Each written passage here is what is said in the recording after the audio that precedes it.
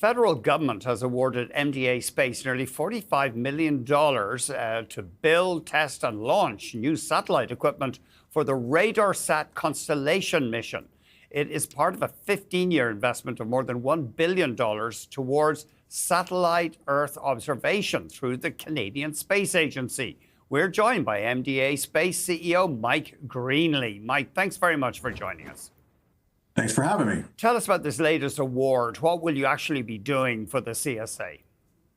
Yeah, the Canadian RadarSat constellation mission is a constellation of 3 satellites in orbit that observes the Earth using radar satellites. We built and launched those satellites in June of 2019. This new announcement is that we've been selected to build an additional satellite to add to the RadarSat constellation mission, a 4th satellite.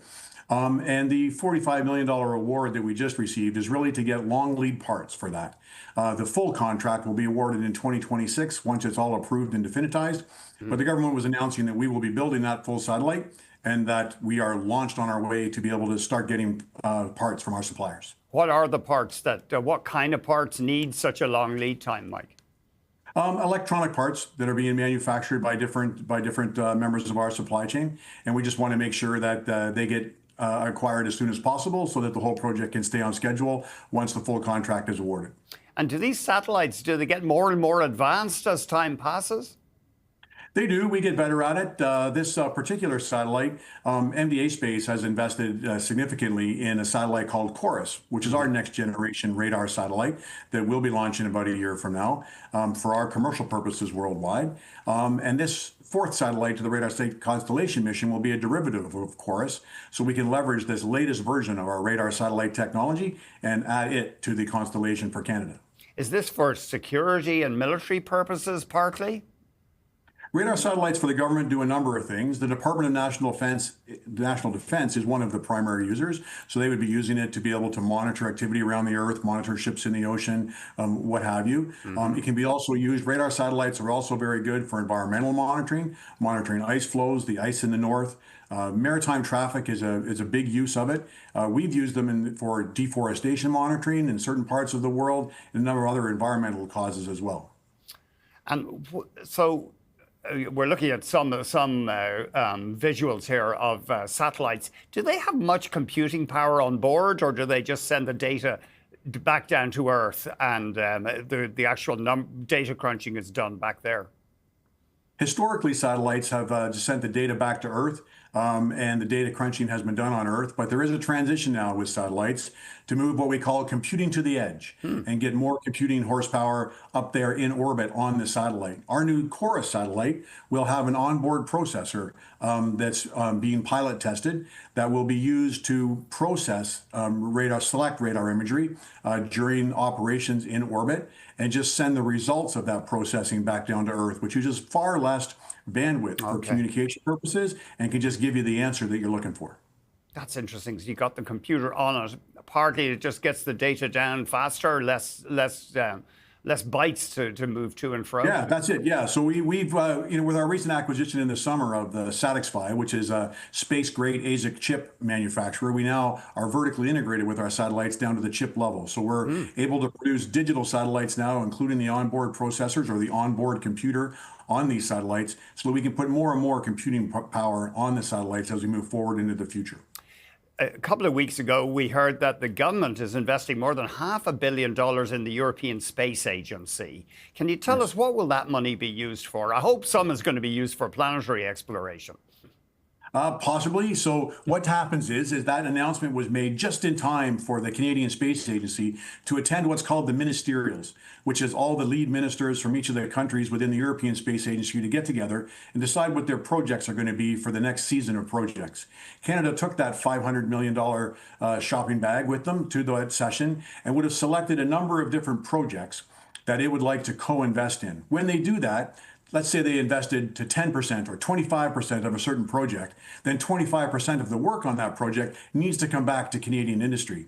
So that $500 million of investment will create $500 million of opportunity for Canadian industry, which when leveraged by a typical economic multiplier for space of about 2.5 times, gives you 2 to 3 times that investment in terms of the impact on the Canadian economy. we'll start to learn around December 11th. I believe the Canadian Space Agency has announced what projects they've selected and what areas of investment that they've targeted, and then we'll see what opportunities will arise for Canadian industry following that. So you are profitable. Well, RBC has a buy on your stock and reckons that you will have diluted earnings per share of about $1.29 this year and $1.34 next year. So you are making money at the current level of business. Absolutely. MDA Space has been on a great run the last few years. We've been having about 25% year-over-year revenue growth for the last 4 years.